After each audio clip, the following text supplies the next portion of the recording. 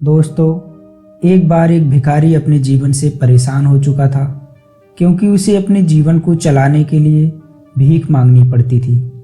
उसे हर एक चीज़ के लिए भीख मांगनी पड़ती थी। इसी बात को लेकर वह बहुत दुखी रहता और दिन भर यही सोचता कि उसके जीवन में बदलाव कैसे आएगा। यह सोचकर वह निराश हो जाता। वह हर दिन देखता कि बहुत सारे लोग निराश होकर, आंखों में आंसू लिए लोग और विभिन्न चिंताओं से परेशान लोग गौतम बुद्ध की तरफ जाते और वापस लौटते समय वो लोग बहुत ही खुश होते थे।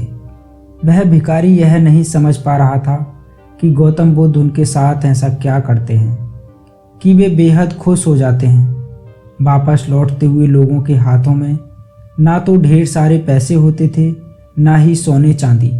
तो फिर ऐसा क्या होता था कि लोग बुद्ध के पास से लौटते वक्त इतना खुश होते थे। यह सब सोचकर वह भिखारी भी निर्णय लिया कि वह भी महात्मा बुद्ध के पास जाएगा और देखेगा कि ऐसा वहाँ क्या हो रहा है कि दुखी लोग उनके पास जाकर खुश हो जाते हैं। वह बुद्ध से मिलने के लिए उनके पास चल पड़ा। जहाँ बुद्ध मौजूद थे वहाँ बहुत लंबी कतार लगी हुई थी। तो वह भिखारी भी कतार में लग गया। कतार में लगकर वह अपनी बारी का इंतजार करने लगा। देखते ही देखते उसकी बारी आई और उसने बुद्ध से कहा, भगवान, मैं बहुत गरीब हूँ, मेरे पास कुछ भी नहीं है। मुझे अपना जीवन चलाने के लिए भी दूसरों से भीख मांगनी पड़ती है। अब आप ही बताइए कि मैं अपने जीवन को कैसे बेहतर कर सकूं। यह सब सुनकर गौतम बुद्ध ने कहा कि तुम गरीब नहीं हो। तुम्हें ऐसा लगता है क्योंकि आज तक कभी तुमने किसी के लिए कुछ भी नहीं किया, ना ही तुमने कभी किसी को दान दिया, ना ही तुमने दूसरों के लिए कुछ किया। यह सब सुनकर भिखारी के मन में एक आशंका जाग उठी। अपनी आशंका को दूर करने के लिए भिखारी ने पूछा, मैं तो एक भिखारी हूँ, मैं लोगों को दान कैसे दे सकता हूँ और कैसे लोगों की सहायता कर सकता हूँ। मुझे तो खुद अपना जीवन चलाने के लिए दूसरों से मांगना पड़ता है। यह सब सुनने के बाद गौतम बुद्ध थोड़ी देर चुप रहे और फिर बोले, तुम्हारे पास हाथ हैं जिन्हें तुम लोगों की सेवा में लगा सकते हो और दूसरों का भला कर सकते हो। इसके अलावा तुम्हारे पास मुंह है जिससे तुम लोगों से अच्छी अच्छी बातें कर सकते हो और दूसरों का हौसला बढ़ा सकते हो।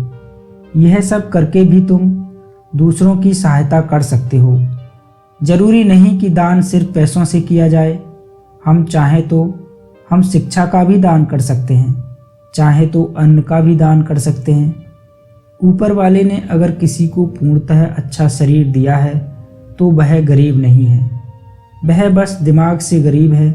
उसे इस विचार से हटाकर दूसरों की सेवा में लगाना चाहिए। बुद्ध की यह सब बातें सुन लेने के बाद वह भिखारी बहुत ही ज़्यादा खुश हो गया और उसका मन अब संतुष्ट था। दोस्तों, हम इस बात की चिंता में समय बर्बाद करते हैं कि हम गरीब हैं, लेकिन यह सत्य नहीं है। सत्य तो यह है कि जब तक हमारा शरीर पूरी तरह से बेहतर है तो हम उसका उपयोग करके आगे बढ़ सकते हैं और खुद के जीवन को बेहतर बना सकते हैं। अगर कोई व्यक्ति सिर्फ अपनी गरीबी पर ध्यान दे और उसे बदलने की कोशिश ही ना करे तो वह मूर्ख है।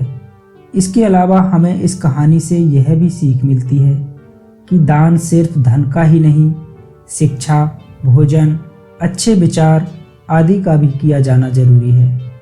अगर आपके पास धन नहीं है तो आप शिक्षा का दान कर सकते हैं या फिर आप दूसरों के लिए अच्छे विचारों का भी दान कर सकते हैं। इससे हमारा समाज बेहतर होता है।